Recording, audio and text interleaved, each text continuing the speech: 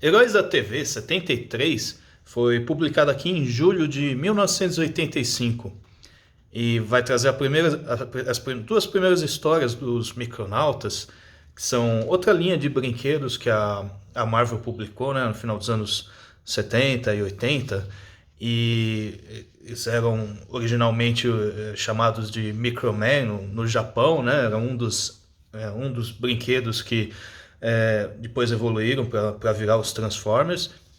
E aí uma empresa, acho que por volta de 76, 77, lançou nos Estados Unidos como o Microman, e como acontecia muito naquela época, ia ter um quadrinho acompanhando, né? E a Marvel, no final dos anos 70, ela estava meio mal das pernas. Uma das coisas que salvou a editora foram as vendas de Star Wars. Então, assim, outras franquias, assim, que também era de ficção científica, obviamente chamava a atenção da editora, né? Eles tinham interesse.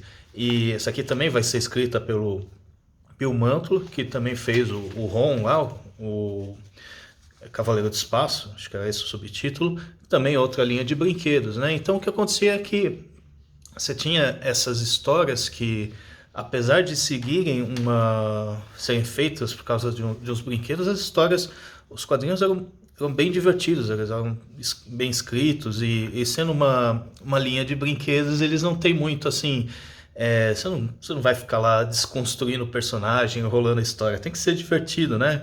Então, obviamente, gera histórias legais de ler, né? Eu acho que abriu aqui em 85, os brinquedos acho que nunca vieram para o Brasil e já tinham, mesmo nos Estados Unidos, acho que foi só até 1980, mas como tanto esse quanto o Ron fizeram sucesso na Marvel, os quadrinhos continuaram por uns 5, 6 anos, assim, bem além do que a própria linha dos brinquedos, né? E aqui eles têm essa espécie de microverso, né? Que é uma coleção de alguns planetas, assim, e tem uma princesa que escapa aqui de um cara que está conquistando o planeta dela e atacando também todos os outros planetas em volta, né? Então eles são... Essa princesa ela vai ser ajudada aqui por esses outros conjuntos de personagens, né? Que formam da linha de brinquedos dos Micronautas e tal. Acho que mais pra frente as histórias eles vão interagir mais com os personagens da Marvel, assim como aconteceu com o Ron, né? Diferente de Transformers e G.I. Joe, que ficou mais entre os dois em si, fora aquela participação do Homem-Aranha. Mas pelo menos nessas primeiras histórias é só os próprios Micronautas mesmo. Então eles estão lá numa espécie daqueles tipos de planeta meio medieval, meio ficção científica, né? Então eles escapam lá pro espaço, caem lá uma dobra espacial, coisa do tipo, e vão parar na Terra, né? E o lance dos Micronautas é que eles são pequenininhos, né?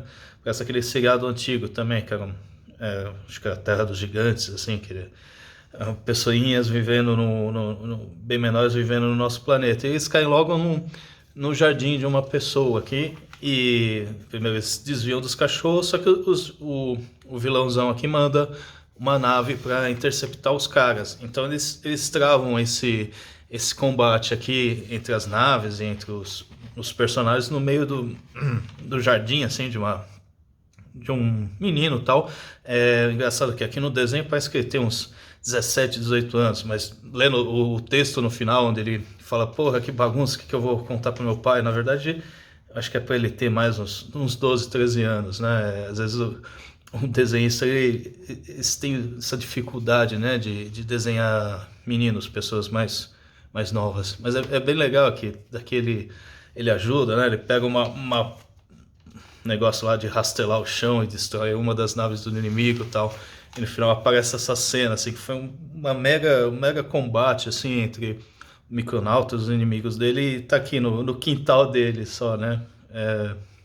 É bem legal esse contraste, assim. E falando em desenhista que tem dificuldade para desenhar meninos e tal, aí a segunda história vai ser o Quarteto Futuro, da Louise Simonson, e tem esse Juni Brigman, não sei se é mulher ou homem, acho que é mulher. E aí esse é o contrário, né? Eu acho que pegaram essa desenhista justamente por saber desenhar personagens infantis, né? Que obviamente ia ser fundamental aqui.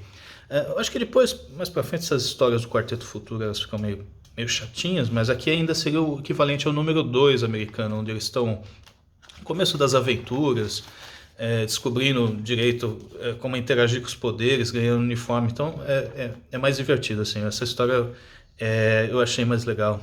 Curto também os desenhos, né? Como eu acho que a maioria dos desenhistas só desenha super-heróis adultos, eu acho que realmente não é fácil você desenhar criança, assim, né? É bem parecido, é bem fácil o desenho sair errado, sair como um adulto deformado ou alguma coisa muito esquisita, assim.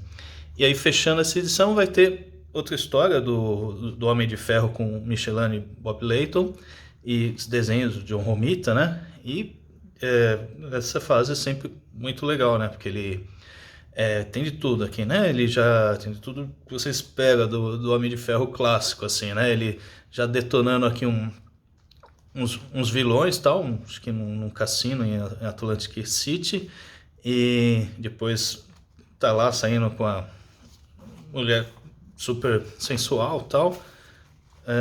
Depois ele volta lá para a empresa dele e enquanto isso tá rolando alguma treta aqui que tem um vilão sabotando a armadura dele e ele vai acabar disparando aqui no final o raio da armadura sem querer porque o outro vilão tá controlando e matando um cara, tal. Então é legal porque você tem ação, você tem lá a interação do Tony Stark com uma menina, tal, e você também tem essa trama, né, que continua em várias edições, tal. Aqui o expediente, agora que eu reparei, né, que tem essa tipo esse catálogo, esse fichário aqui que eles sempre colocavam depois da folha do expediente, né? Porque eu acho que a ideia era a pessoa cortar tal. Eu acho que eu nunca peguei uma revista que alguém cortava. Ninguém devia cortar essas coisas. Igual aqueles sininhos de promoção tal. Esse Heróis da TV eu já preciso passar uma fitinha adesiva, porque como muitas de lombada quadrada daquela época, assim, acho que elas são bem legais para guardar enfileirada, assim, de pé, né? Mas elas tendem ou sair ou descolar o papel. Essa daqui acho que não, mas ou acaba rasgando mais aqui dessa parte da capa, tal. Outra coisa que eu reparo nessas revistas, eu acho que de 85 para baixo, é que o texto dos balões eles são razoavelmente maiores, né, desenhados razoavelmente maiores do que começou, acho que no final dos anos 80 e nos anos 90, né? E conforme você vai ficando velho, isso até que é legal, né? Às vezes eu tenho você tem mais facilidade para enxergar de longe, mas aí o óculos, a lente que você coloca também dificulta enxergar de perto, depois que você passa dos 40 anos, assim. Então você pega esses gibis antigos, essas letras gigantes e fala, que legal.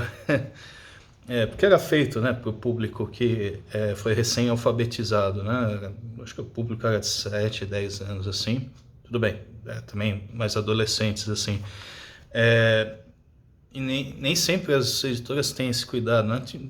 Tava vendo uma revista da DC Animated que a Abril publicou uns 5, 10 anos atrás, assim, as histórias eram muito chatinhas, tal, mas as letras eram super pequenas, assim, e era claramente uma revista voltada para criança que acabou de alfabetizar, que vai ler mais devagar, vai precisar, mesmo que o olho da criança seja bom, ela precisa ter algo facilitando, né, a leitura. E as fontes eram super pequenininhas. Então, assim, Heróis da TV é sempre um clássico.